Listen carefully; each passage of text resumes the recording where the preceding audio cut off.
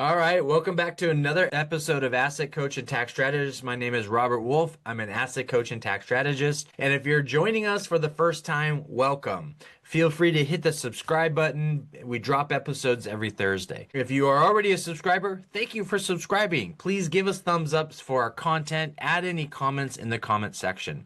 We greatly appreciate your time being here with us. So the whole purpose of Asset Coach and Tax Strategist is give us an understanding, a different layman's terms, read between the line, non-expert opinion of what we call economic termites: taxes, inflation, time, laws, and regulations. These are various aspects of things that eat away at our wealth, and you, like a termite, usually don't know it until the damage has already been done. So what we like to try to do is bring these to the forefront. Wrote a book called Economic Termites. You can find it in the notes section, as well a link to purchase it if you're interested in reading that book. Now, the aspect of today's episode is really based on a three-part series that was provided or performed by the visual capitalist. Now, if you've ever attended or watched any of our episodes, then you see that we use these guys quite a bit. Love the visuals that they provide,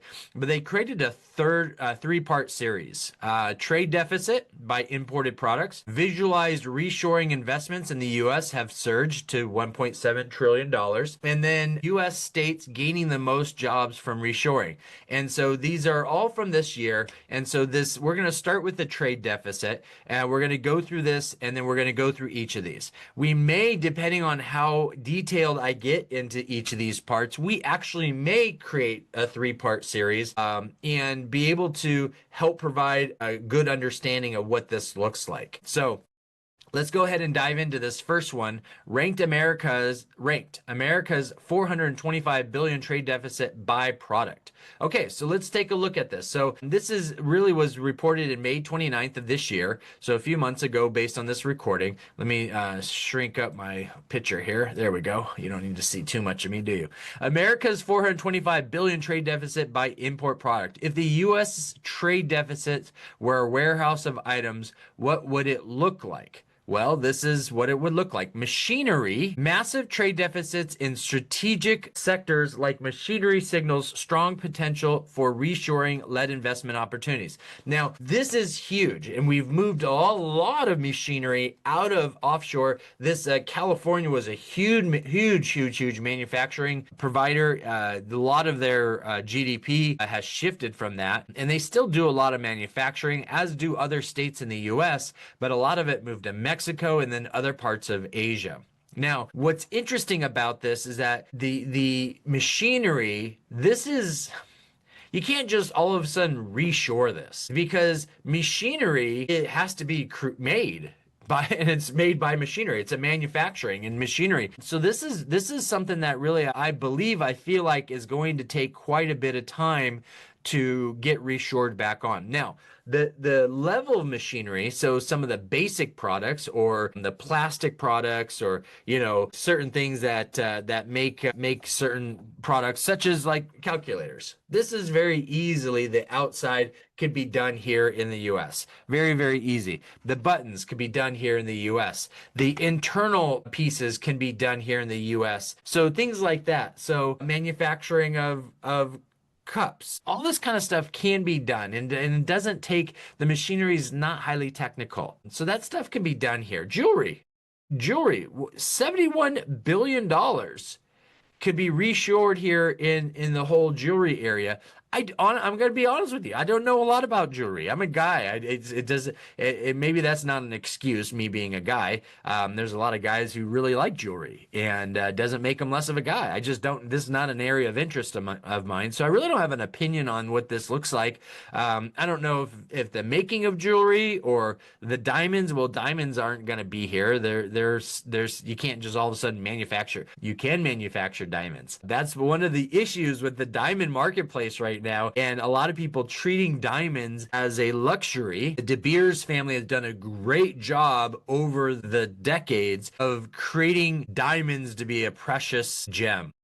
But the reality is, we can now create diamonds. There's a process to be able to create diamonds, and the clarity and the authenticity is more impressive than what the real diamonds look like. This is a big issue. Big issue. So when we always see these jewelry heists and they steal all these diamonds and stuff, man, you'd be better off stealing other gems than diamonds, because now they're not as precious. And there's so many diamonds. The De Beers family has done a great job of creating scarcity. But anyways, that's all for a different topic. But jewelry, electronics, this is huge. This is huge. 66 point billion in electronics. I don't know if a lot of this can be reshored here. Now, I did see where GE is actually bringing washing machines manufacturing back to the US. And so that's fantastic. Now, there's a lot of electronics in washing machines now, but I don't necessarily know if that's what they mean by electronics. That's an appliance. So I think what they mean by electronics here are, yes, TVs, computers, those types of things, phones, other such products rounding that area. And I don't know. And honestly, I don't even know what the heck this picture is of. I don't know what that is. Maybe a fan to cool down the circuit boards. I have no idea. So that's the thing, is I don't know a whole lot about electronics to know what this is, other than the day-to-day stuff that I consume.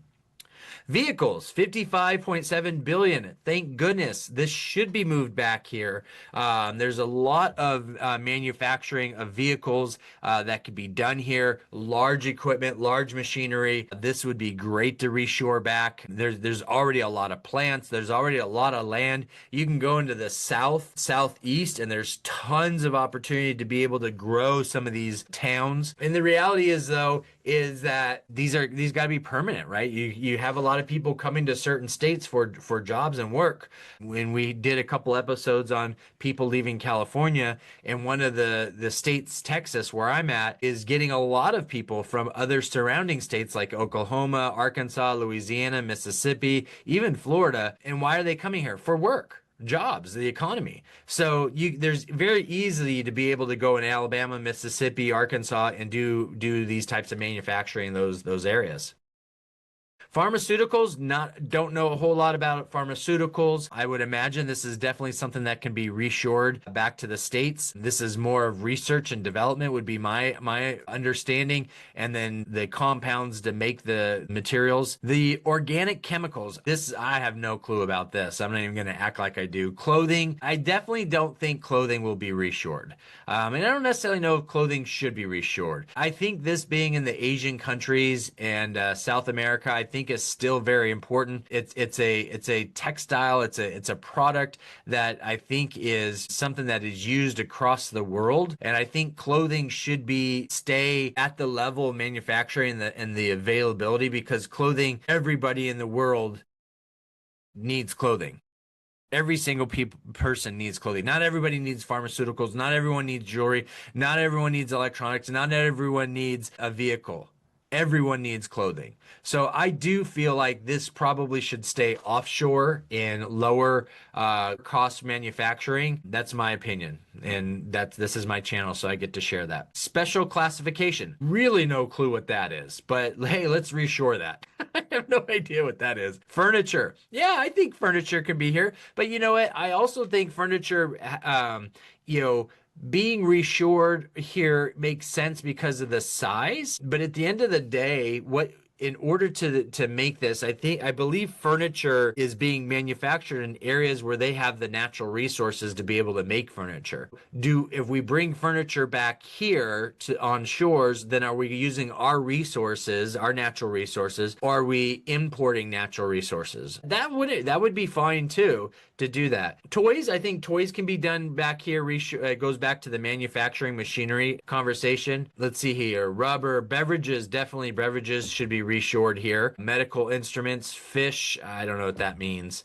So some of this stuff, fruits and nuts, I think fruits and nuts would be great to have here in the US. I don't know about you, but it seems like the more fruits and vegetables and stuff that we purchase here at the stores, at least here locally, man, they don't last very long. So wherever they're coming from, if they're coming from Chile or Argentina or some of these other South America countries, that travel time really is affecting the results and the freshness and what we get. They don't last very long. So I'd rather our farmers do our own farming. Reshoring or keeping farming on in U.S. soils, your food, I think food is pretty important. It's pretty important. I think food is a national security thing.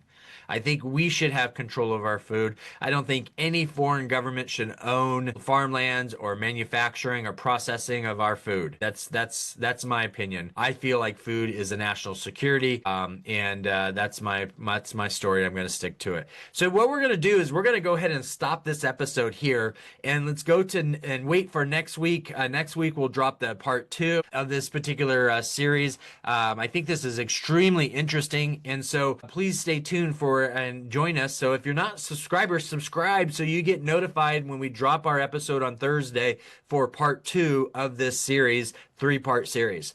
All right, thanks so much, guys, for participating and being here and investing your time with us. Go make it a great day.